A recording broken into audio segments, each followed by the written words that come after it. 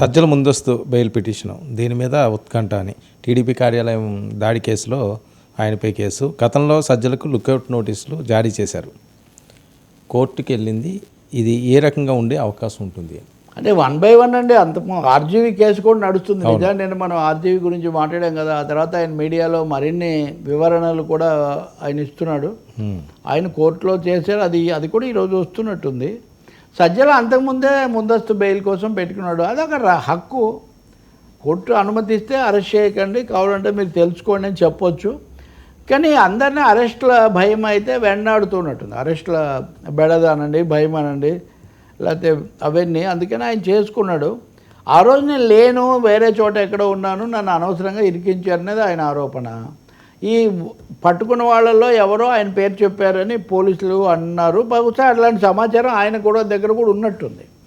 అప్పుడు వచ్చిన సమస్య ఏమంటే, నేను ఏదో అమెరికాకో ఎక్కడికో వెళ్ళి వేరే దేశానికి వెళ్ళి నేను విమానాశ్రయంలో దిగిన తర్వాత లుకౌట్ నోటీస్ అని నాకు ఇచ్చారు. నేను బయటికి పోతే కదా లుకౌట్ నోటీస్ ఇవ్వాలి, దేశానికి వస్తుంటే అప్పుడు లుకౌట్ ఎందుకు, I'm coming back to India అని ఆయన అప్పుడు అభ్యంతరం చెప్పారు. కోర్టులో కూడా వేశారు. కాబట్టి కోర్టు విచారిస్తుంది. కేసు మెరిట్స్ని బట్టి కోర్టు ఆయనకు ముందస్తు బెయిల్ ఇవ్వచ్చు.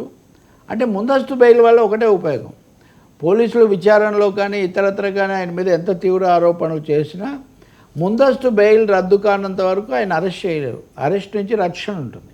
అంటే ఈ కేసులో సానుకూలమైన తీర్పు వస్తే లేదా వాయిదా కూడా వేస్తుంటారు. అవేమీ లేకుండా మేము ఇవ్వడానికి నిరాకరించింది అనుకోండి, అప్పుడు రేపే అరెస్ట్ చేయొచ్చు.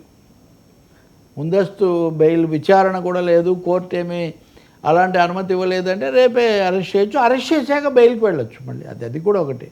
బెయిల్ ముందస్తు బెయిల్ అన్నవి అరెస్ట్తోనూ లేకపోతే ప్రివెంటింగ్ అరెస్ట్తోనూ ముడిపడి ఉన్నాయండి. అలా జరిగే అవకాశం ఉందని సజ్జలు భావిస్తున్నారు. కాబట్టి అంటే he suspecting his arrest and is trying to stop the arrest. Court మీద ఆధారపడి ఉంటుంది ఇంకా, అంతే. ఇంకా ఈయన అయిన తర్వాత దీని మోతాదు పెరుగుతుంది కదా. అంటే అరెస్ట్ అయిన వ్యక్తి ఎవరు? సజ్జల అరెస్ట్ అయితే దాదాపు వైసీపీ హయాంలో నెంబర్ 2గా ఉన్న లేదా సకల శాఖ మంత్రిగా పిలువబడిన ఆయన్నే అరెస్ట్ అయ్యారనుకోండి, ఆ పార్టీ యొక్క స్థైర్యం అనండి, ఆ పార్టీ శ్రేణుల్లో ఉండే పట్టు అవి కొంత ప్రభావం చూపిస్తుంది. తెలుగుదేశం వాళ్ళు మేము విజయం సాధించాము, నిన్నటిదాకా అన్నీ మా మీద చేసిన ఆయన మేము అరెస్ట్ చేశామని వాళ్ళు చెప్పుకునే పరిస్థితి కూడా ఉంటుంది. ఏదైనా మనం చెప్పగలిగింది ఒకటేనండి, చట్ట ప్రకారము అలాగే రాజకీయ వాస్తవికతతో మెరిట్స్ డిమెరిట్స్ని బట్టి వ్యవహరించాలి తప్ప ఏదో ఒక విధంగా వెంటబడ్డము లేకపోతే వాళ్ళ మీద వీళ్ళ కక్ష వీళ్ళ మీద వాళ్ళ కక్ష అవి మటుకు ఉండకూడదు. Because we are living in a law abiding society.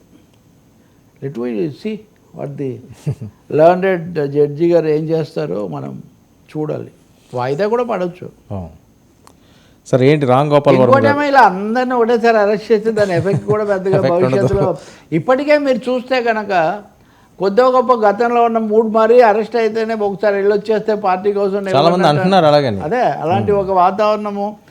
రెండవదండి, ఇప్పుడు గదిలో వేస్తే అన్నట్టుగా మీరు అదే పనిగా ఒకటే మంత్రాన్ని ప్రయోగించారనుకోండి, తప్పకుండా దాని పదును తగ్గుతుంది కదా. ఒక క్రమ పద్ధతిలో చేసుకుంటూ వెళ్తే అది వేరే విషయము.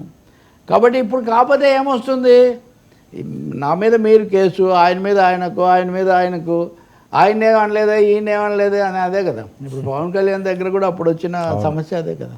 చూద్దాం, కోర్టు ముందస్తు బెయిల్ ఇవ్వచ్చు కూడా. లేకపోతే ఒక మాట చెప్తారు వాళ్ళు, మీకు అరెస్ట్ నోటీస్ వచ్చిందా లేకపోతే మీకు అటువంటిది వస్తే అప్పుడు రండి అని కూడా చెప్తుంటుంది కోర్టు.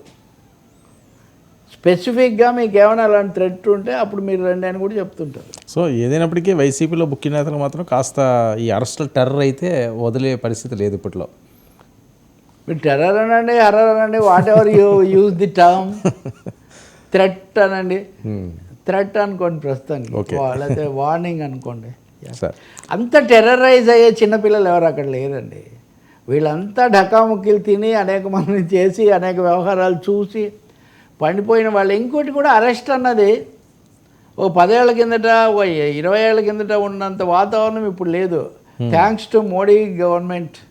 ముఖ్యమంత్రులందరినీ, మాజీ ముఖ్యమంత్రులందరినీ, ప్రతిపక్ష నాయకులను ఏపీలో ఇలా వరుసగా అరెస్ట్ చేశాక అదొక రొటీన్ కింద మారిపోయింది.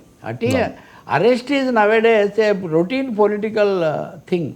సార్ ఎల్కే అద్వానీని బాబ్రీ మసీద్ విధ్వంసం అది జరిగాక అరెస్ట్ చేశారు. ఆ తర్వాత ఆర్ఎస్ఎస్ని కూడా బ్యాన్ చేశారు, మళ్ళీ పునరుద్ధరించారు కొన్నాళ్లకు. అప్పుడు అద్వానీ అన్నాడు, ఫర్ ఏ పాలిటీషియన్, ఆయన ఒక స్టైల్ ఉంటుంది కదా ఇప్పుడంటే పెద్ద ఆయన, for a politician to get arrested is not an extraordinary thing, but the second decision to ban these organisations that is bad అన్నాడు. సత్యలో ఏమవుతుందో మనం చూద్దాం. కొంచెం ఎక్కువ కనిపించట్లేదు మొత్తానికి సత్యలో, కనిపించట్లేదు, కొంచెం మోగపోయాడు కొంచెం. అవును సార్. ఏంటి సత్యలో భార్గవ రెడ్డి మీద కూడా చాలా ఉంది కదా ఇప్పుడు, రామకృష్ణారెడ్డి మీదే కాకుండా.